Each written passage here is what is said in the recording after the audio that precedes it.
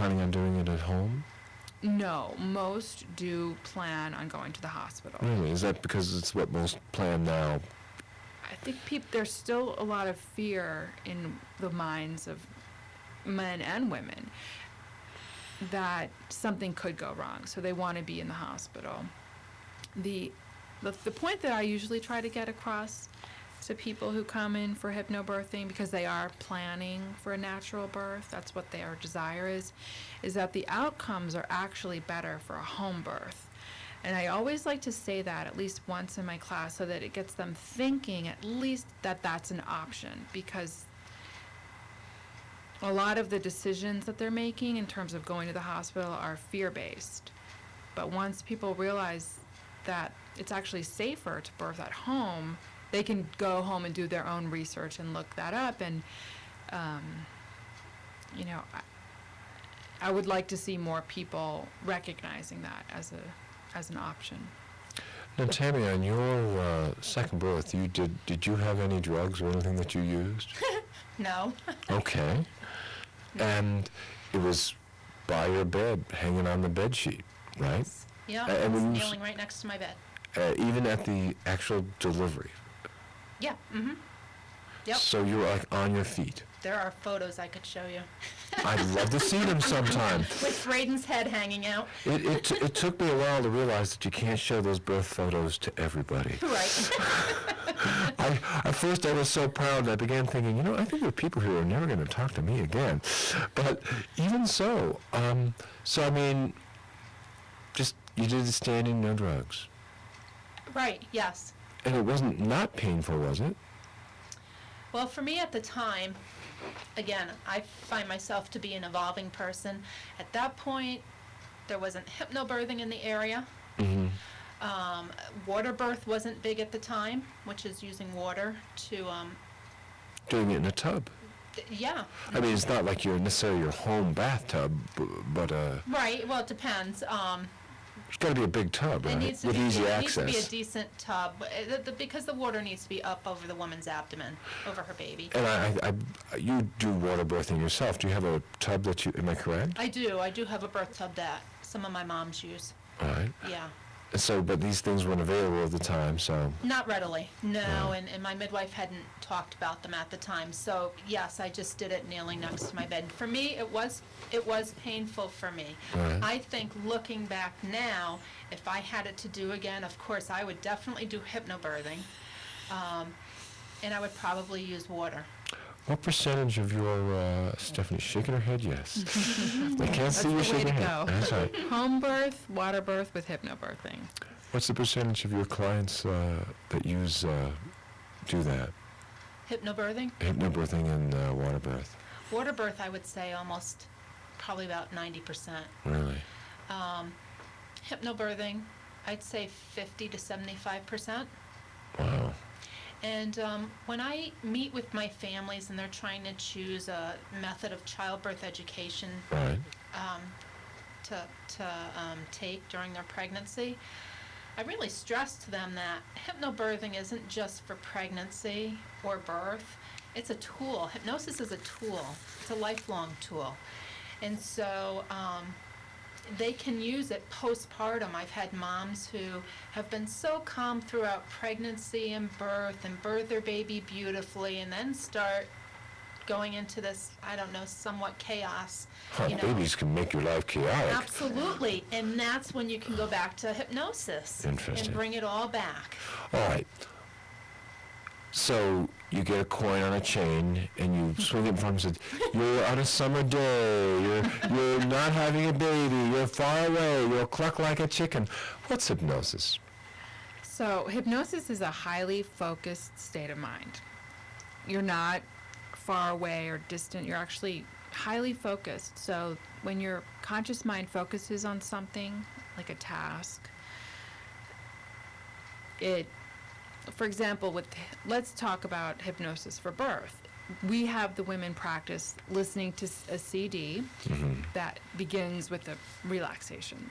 You know, relax your eyes, your cheeks, and so on, down through the body. So the woman is listening to this guided relaxation. This is something they may not do for themselves anyway normally. Right, it's a great opportunity for, in general, life relaxation. And And the you husbands, don't have to have a baby to do that. no, Exactly. exactly. And the husbands get so much out of this as well. They Are end they up antsy doing- at first? They kind of think it's silly.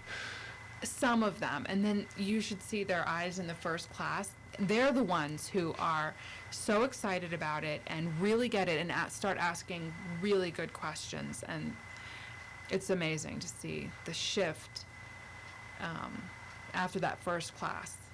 So anyway, when you're focusing your conscious mind on something, in this case relaxing, by doing that you're tuning out all outside distractions. Is it hypnosis or is it meditation, or is that a silly delineation to make? Meditation is sort of more about clearing your mind. This is not. This is about focusing your mind. And so they both end up in relaxation, but with hypnosis there's a task at hand. And the task here is relaxation and awareness. And so with hypnosis, when you're focusing your conscious mind on something, it kind of, by occupying your conscious mind in that way, your subconscious mind becomes more available. So within the hypnosis session or the CD that the moms listen to come positive suggestions about birth imagery. And You say positive suggestions.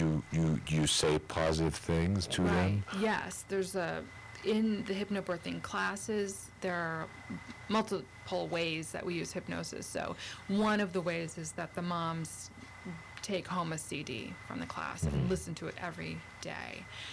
And that does have positive birth imagery, positive suggestions for their body, learning how to relax their body. And so And you're sort of teaching them, because you're doing, when you're hearing this music, it's like Pavlovian teaching. Exactly. When you hear this music, you need to relax. You're pairing the two things together. Right, it's conditioning. That's the why word I'm we looking have for, them do it every conditioning. day. All hypnosis is self-hypnosis. They're actually teaching themselves how to go into that relaxed state quickly. And so when the day of... Because people think of hypnosis, what you see on television or something, where someone takes control of you and makes you do things. This is not what you're That's talking right. about. They like to poke fun at hypnosis in that way, but it's really not like that at all. People are in control 100% of the time of themselves, of their behaviors, of what they say or do. And so, and this is a very specific use. It almost sounds like what you're saying is the mind is the tuning fork of the body. That's exactly right. So Setting a tone.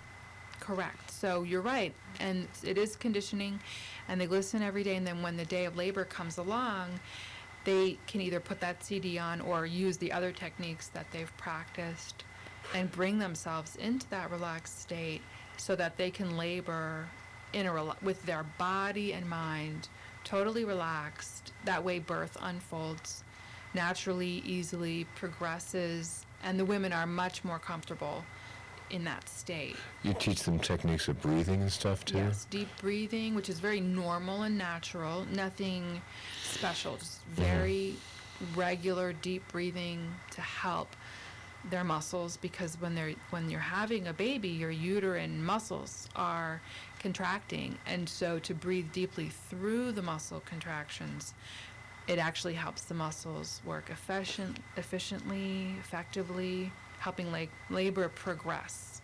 Tammi, is the uterus the thing that's knocking that baby out? That's the force.